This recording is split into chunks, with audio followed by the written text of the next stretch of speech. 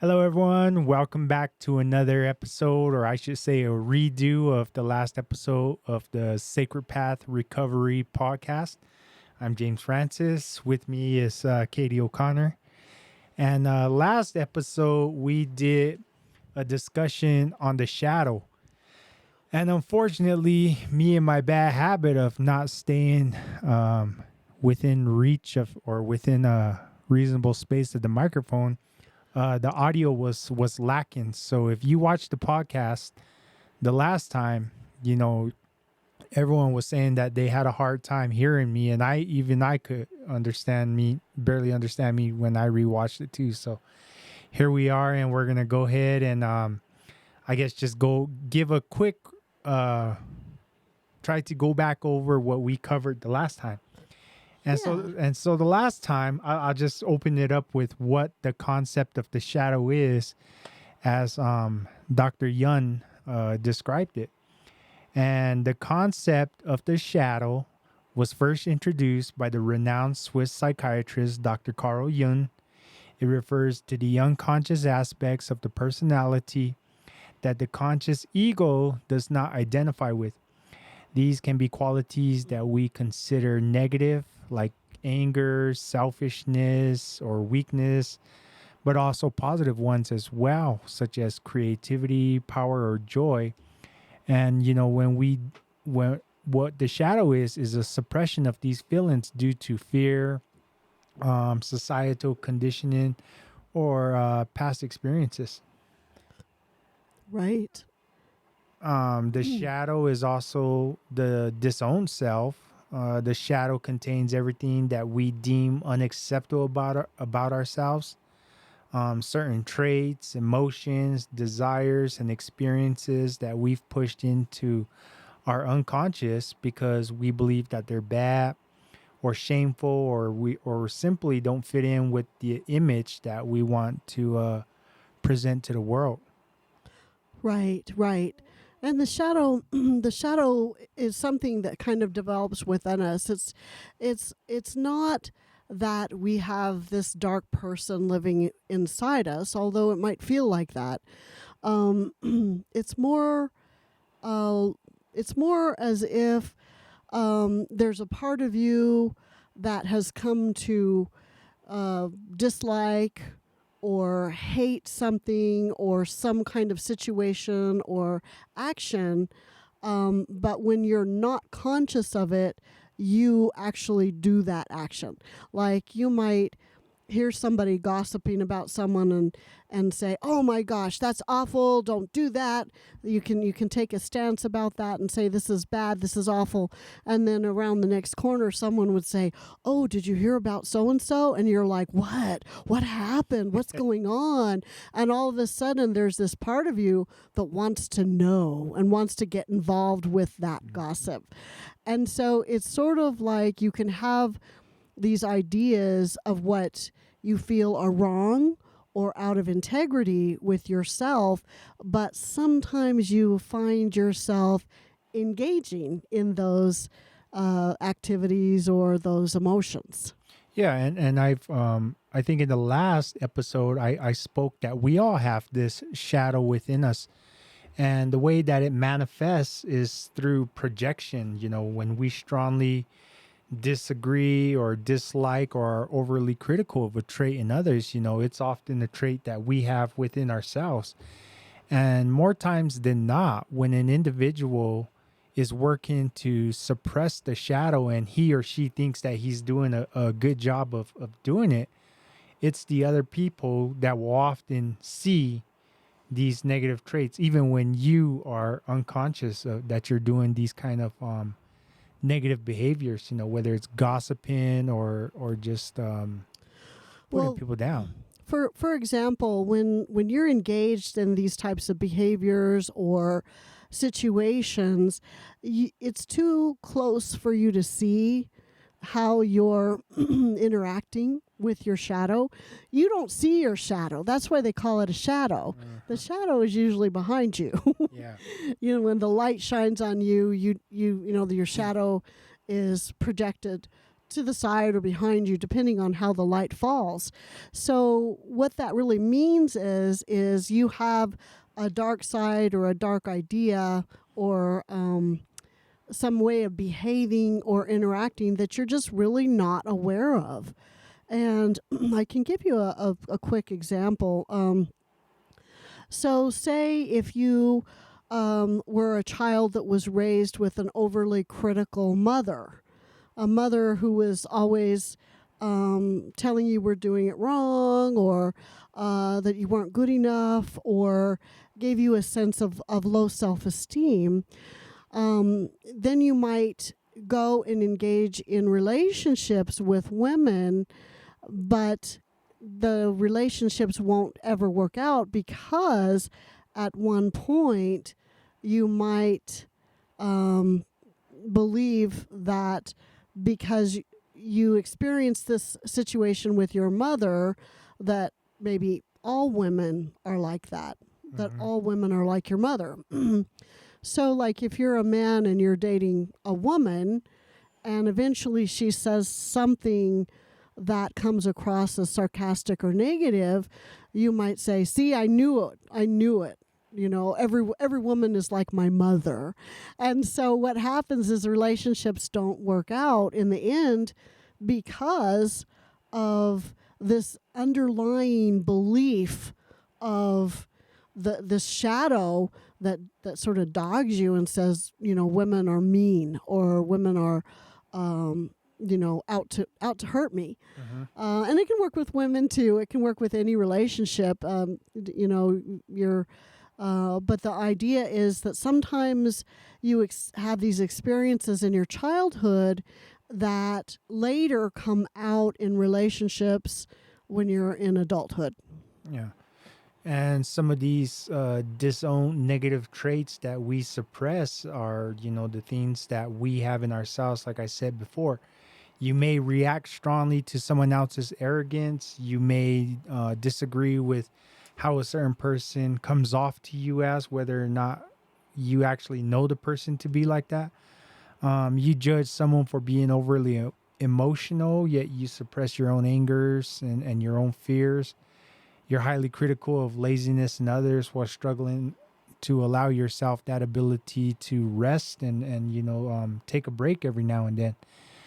And one of the things that I was taught in recovery early on was the spot it, you got it, more times than not, when you're criticizing or complaining about something, all you need to do is look in the mirror, and more than likely you're going to have that very trait that you're complaining about. Yeah, a lot of times we hear about the mirror, and this especially comes around. This was something that was brought up in later psychology. The idea of the mirror is when you're looking at somebody who's engaging in traits that you, it can be people you disagree with, or people you really like. It can be characteristics that are really dark and negative, or characteristics that are really just wonderful traits. Yeah. And so the idea is when you see somebody, or maybe you're interacting in a relationship where you like somebody. Maybe you like what they say, you like how they conduct themselves, you know, there's a lot of things you like about that person, but ultimately what you figure out is that person is reflecting something that's within you. And so when you get into relationships, what happens is you often reflect each other without realizing it. And so it takes a little bit of really getting to know each other before you can realize, oh yeah, maybe that isn't my trait to be this way, but it is their trait. So it can be, when we talk about the shadow, we can also talk about the mirror, is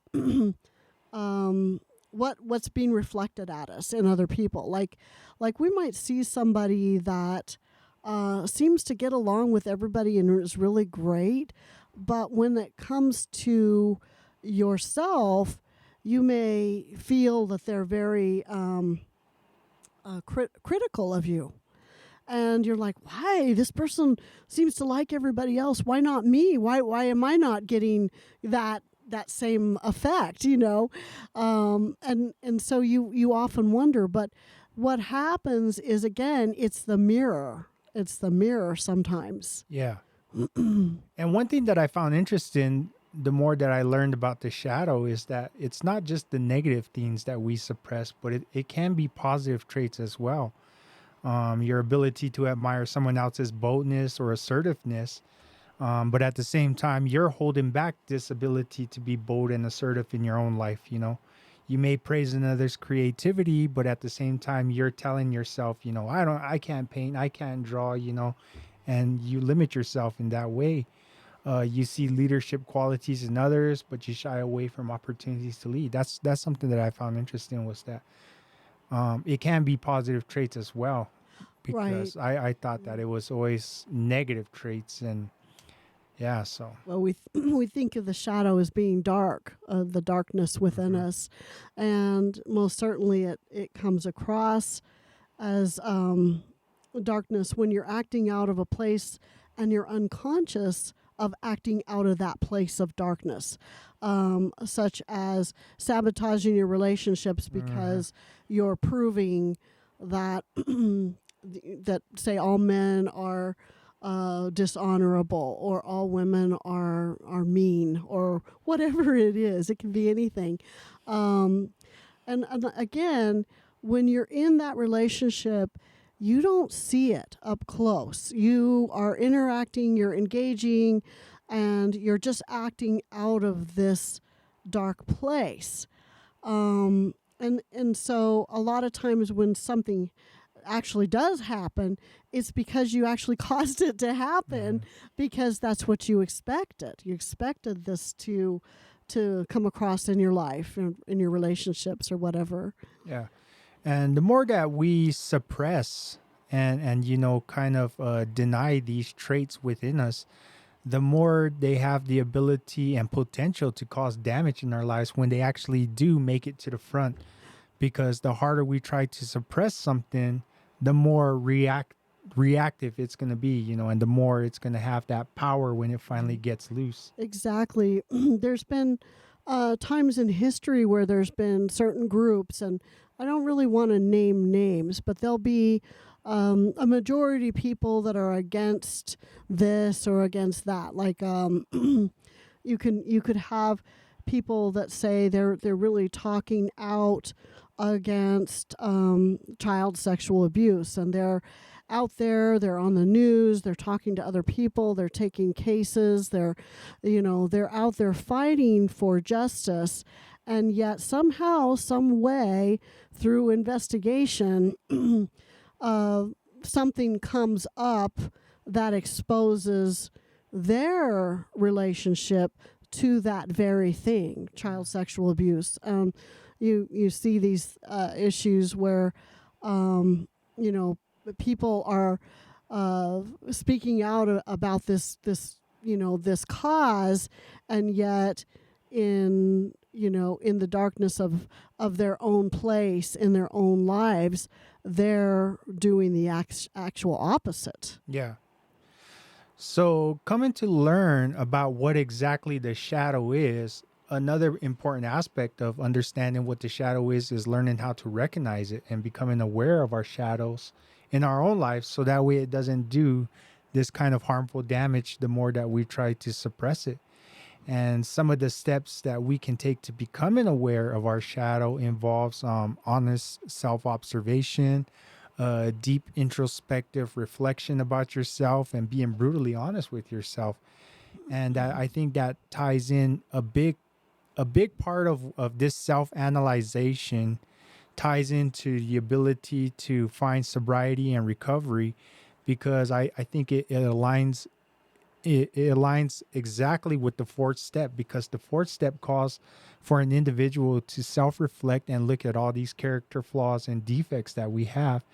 And I think a big part of being able to do that is so that way you can understand that these are a part of you and they don't just pop up out of nowhere and you're like wondering like, why is it that I'm feeling this way? because you already have that self-awareness that, yeah, I do struggle with this jealousy.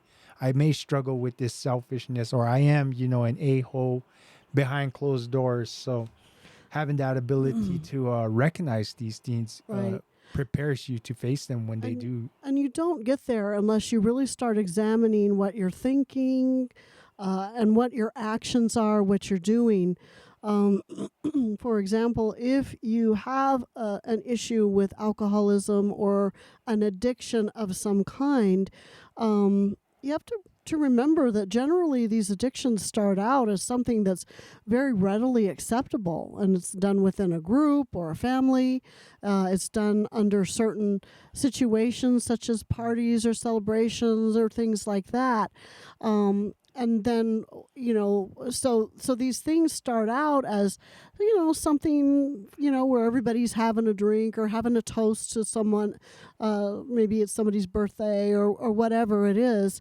And then what happens is, the dark part of the addiction starts to come out and say, oh, well, I'm going to have a celebration at home by myself, or I'm going to have just, I'm going to reflect on my thinking, but I'm going to have a drink with that.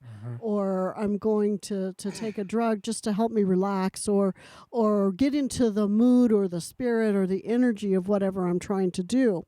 And so what happens is, what something was done in a minimal way with others around, almost in a ceremonial way, such as a celebration or something like that, it becomes something that's secret, that happens when you're alone, and by yourself. And so that's generally why groups like AA or Wellbriety or groups like that are so successful, because the people that come realize that as long as they're keeping that addiction a secret and keeping it at home and keeping it to themselves, they're there's a chance that the shadow will continue to overtake them, and it'll only get worse. Oh, most definitely. It's going to continue for the individual to suffer in silence, as they Right. say, and the more they hold it in and don't share it. But a big part of establishing positive routines is becoming aware of what triggers you intensely. What qualities in others make you disproportionately angry, disgusted, jealous, judgmental, and being able to recognize those things and becoming self-aware of them, because like we said before, that's exactly what you're projecting onto others Right. is whatever is triggering you. Right. And again, a lot of times when something happens, and maybe that judgmental part of yourself comes out and lashes out at that person, or that angry shadow self comes out, or it can be any of those emotions. It's really important to look at when you're having judgment about somebody else's behavior or somebody else's actions. And when you have a very, very strong reaction to something somebody else did, or somebody else's behavior, it's almost like a map to yourself saying, hey, that exists within you, and yet you're avoiding it because you don't see it. It's a shadow. Yeah. So you don't see it within yourself.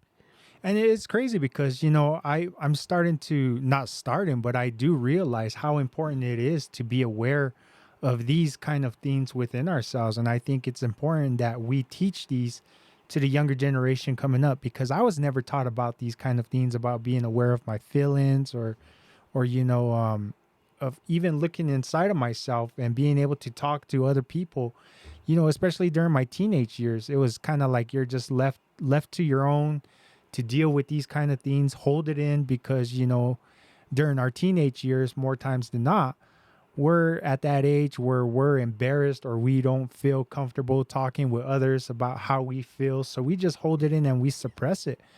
But I think one of the things that we need to recognize is having this ability to do it, because I feel that if I was taught about this and how to deal with it and talk about it openly, I think that, I wouldn't have been so angry in my teenage years, or so frustrated, or just kind of like, well, like lost, because I really didn't have that guide to show me this.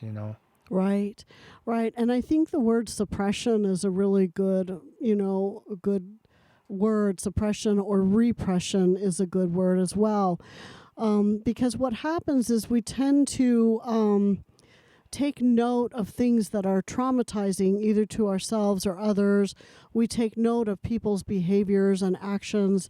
And a lot of times we move those thoughts or those feelings into our subconscious. Mm-hmm. Our subconscious is the part of ourselves that either had an adult tell us something, or had something done to us, or a peer group tell us this is the way to behave. And we pick up behaviors and ideas and we move it into our subconscious. For example, you know, maybe something happens, like say you're going to give a speech in front of your class, and I use this in my classes a lot. And maybe during your speech you stumble upon your words, or maybe you mispronounce the words, or all of a sudden the class starts laughing at you, and you feel embarrassed, like you just want to drop into the floor and hide and go away. And so you categorize that experience into your subconscious. And then later on down the road, maybe when you're in college or somewhere and you're asked to give a speech, all of a sudden you're like, oh no, no, no, no. If I do that, I'll die. No, it'll be horrible. No, I can't do that. I can't do that. And there's something in the subconscious that's saying, oh no, no, I'm going to protect you. I'm going to keep it. Just say no, that you're not going to do it. Mm-hmm. And your subconscious informs you of a danger, because the subconscious is really there to sort of protect you. And so what happens is you say, oh, I can't. But then you take maybe a speech class, and you're taught that, you're not the same person you were when you were in that 5th grade class that you had to give a speech in, or you're not the same person you were when that trauma event happened. You're a different person. You have different ways to handle things, and you can handle these things in a solid, adultly grounded way. Mm-hmm. And so, of course, in college, you begin to learn, oh yeah, I am different. I am an adult. There are different ways to respond to different experiences. And although public speaking is scary, it's not going to kill me. Well, hopefully. Yeah. It's crazy that I like that you brought that up, because it's true that we do have these kind of fears, and they start early in childhood, and they're just, constantly piled on the more we have these negative experiences throughout life. And instead of learning to overcome and face them, and learning that they're not going to hurt us, we run from them. Right. A lot of our voices also, like our inner voices, that tell us don't do this or do that, or be careful of so and so. These are these inner voices that are meant to keep you safe, to keep you protected, but instead can stop you from interacting with life, interacting in relationships, taking chances like going to school, taking a chance on a job. It can stop you from interacting because somewhere in the past there was some kind of fear related to doing that, to taking a chance, or being exposed to some kind of negative situation or emotion.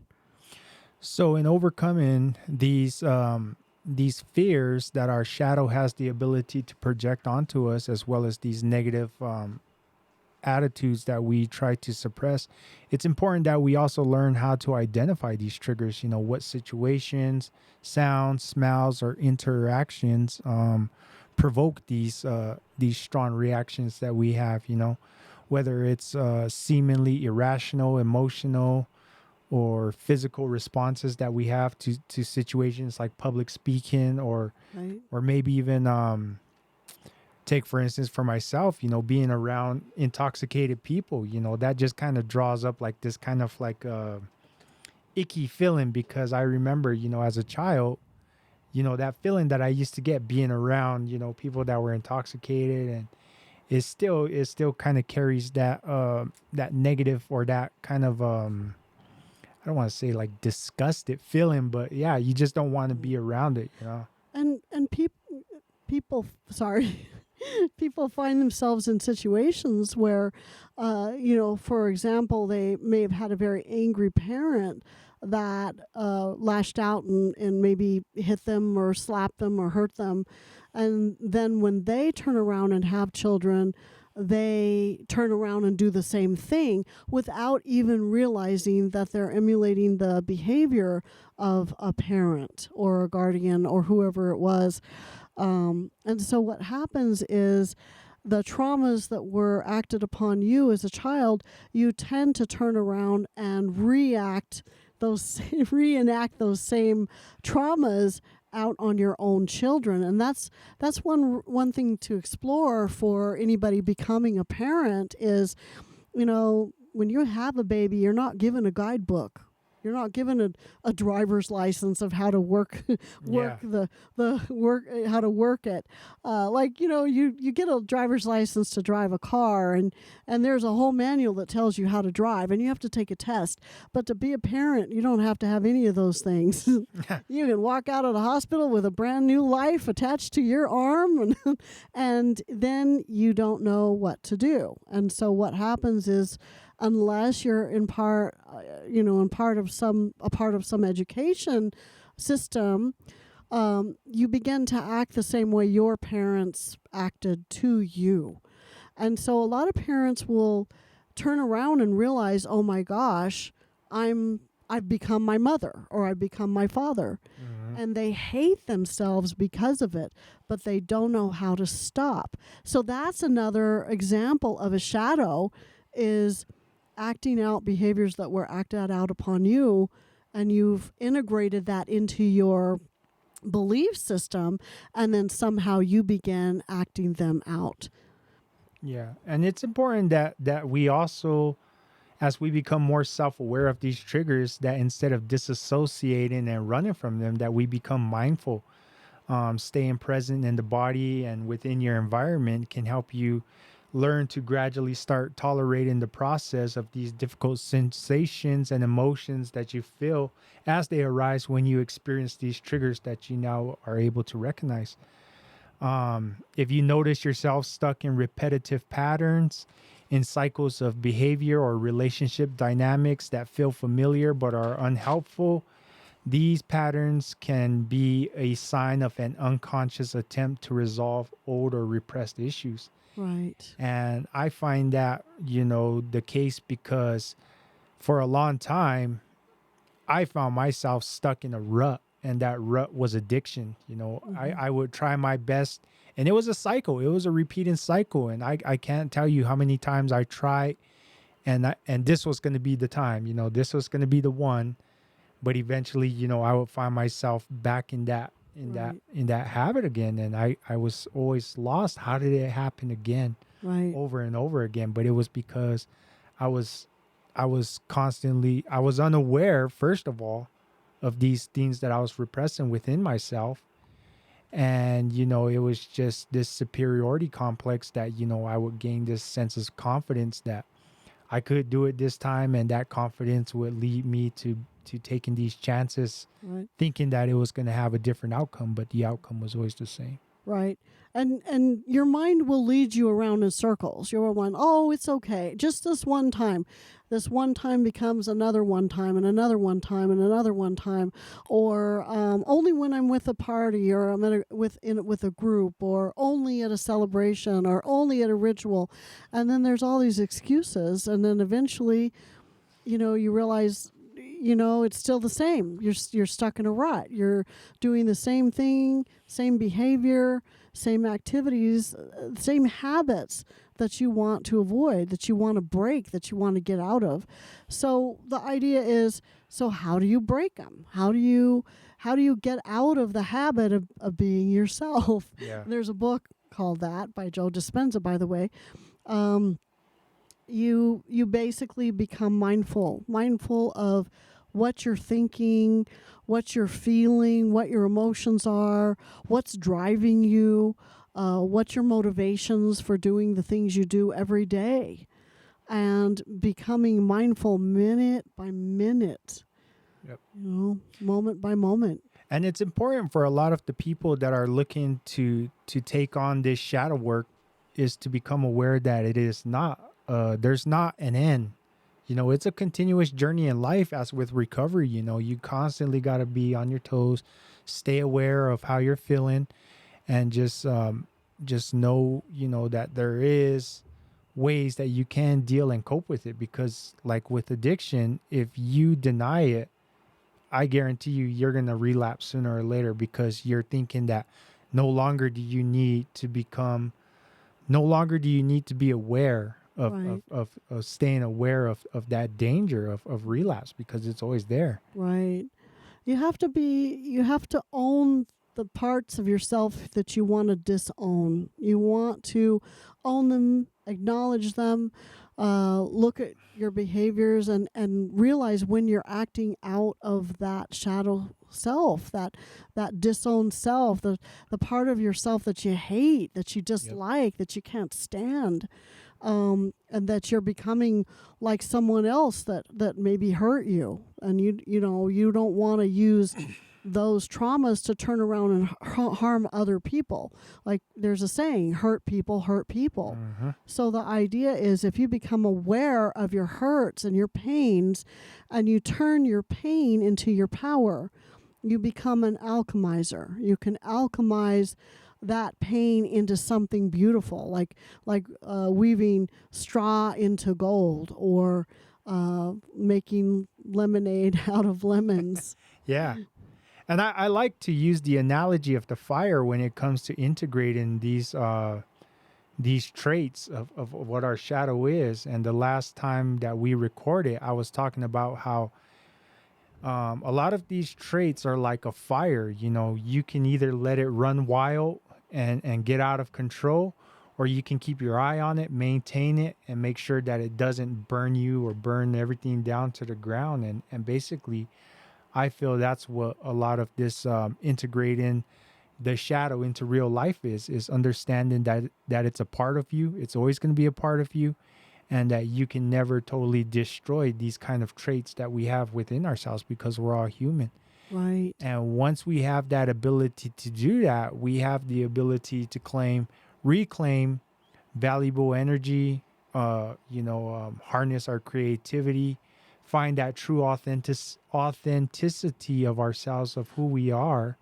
And no longer do we need to put forth any kind of false personas that, we feel we have to present to society. That's exactly right. We try sometimes when we don't want to acknowledge something within ourselves, our personality or our behaviors, our feelings, whatever it is, it takes a lot of energy to keep that bottled up in a box and hidden in the darkness of yourself, of the darkness of your soul.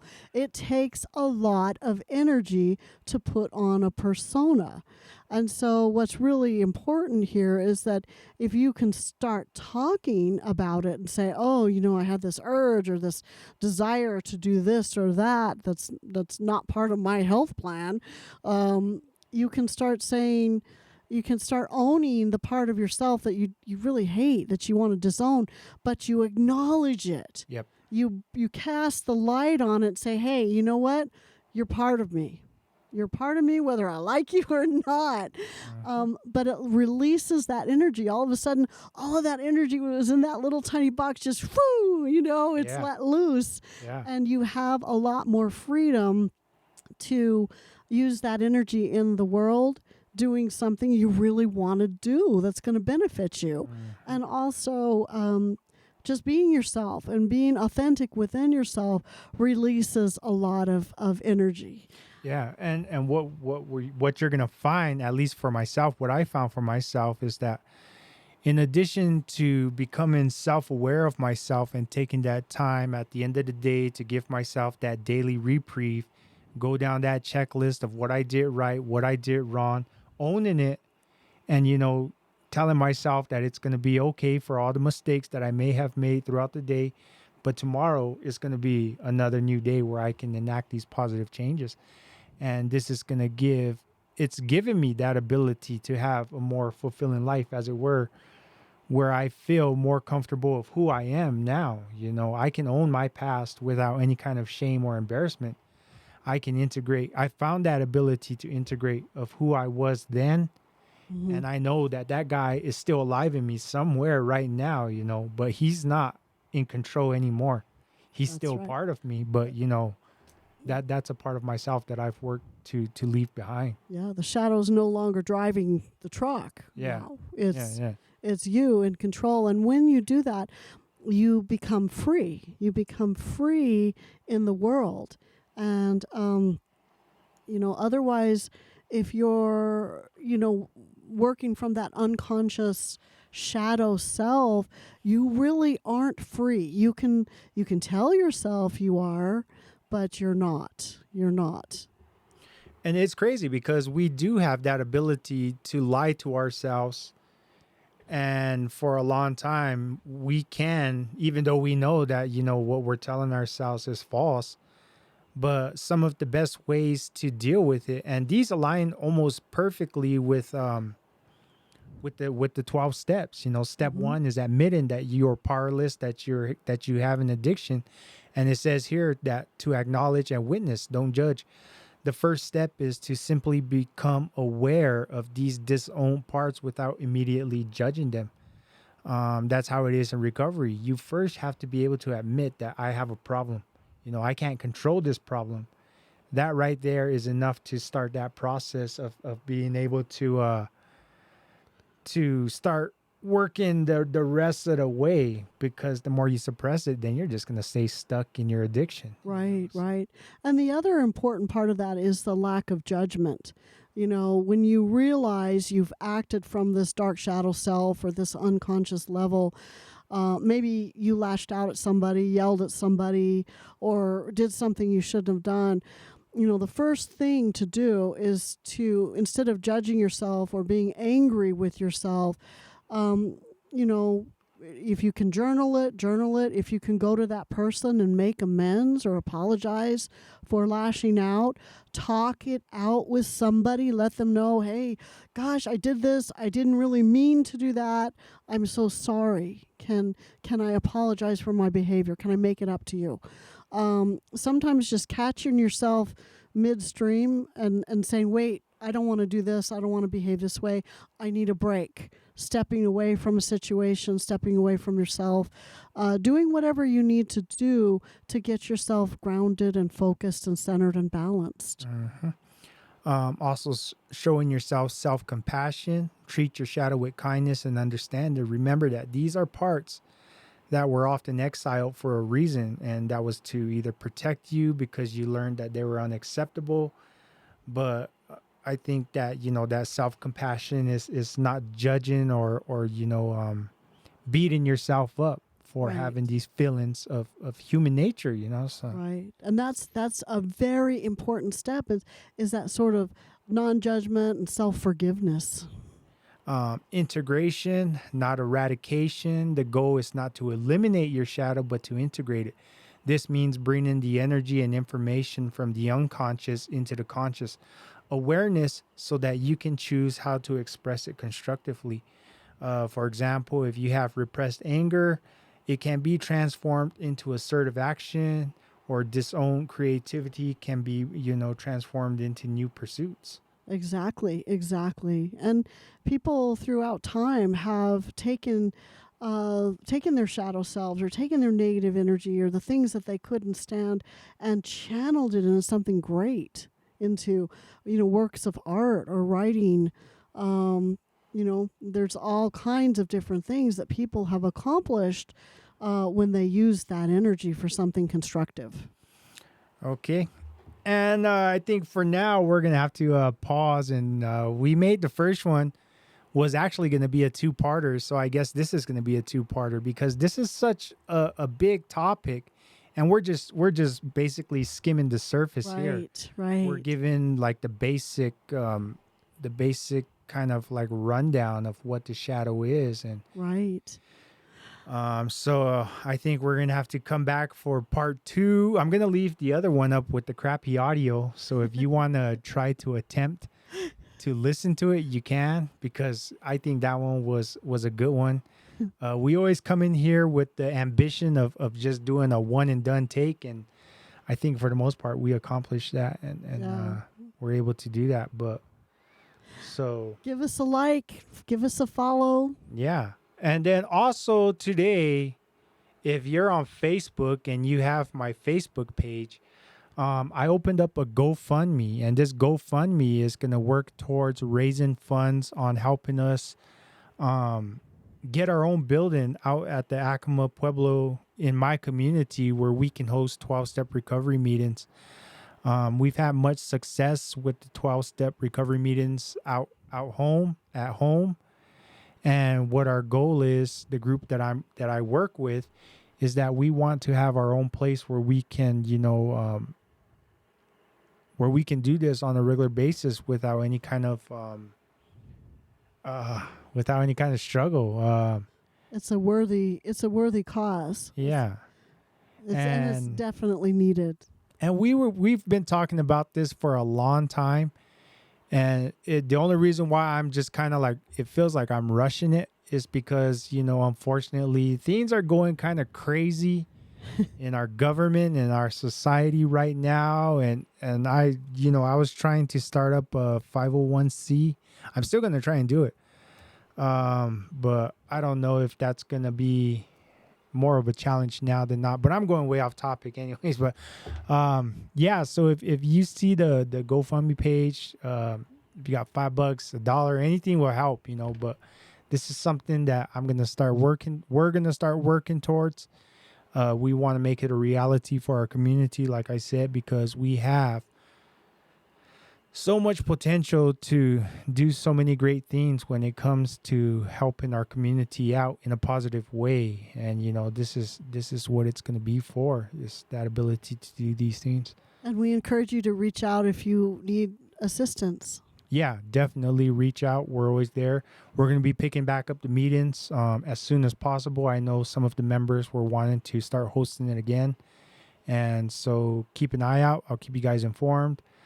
Stay tuned for part two of the shadow work, where we'll go back over the rest of what we did in the first podcast. But yeah, give us a like, thumbs up, leave a positive comment, share us to all your friends, and have a great day. Good times. We'll see you later. Bye-bye.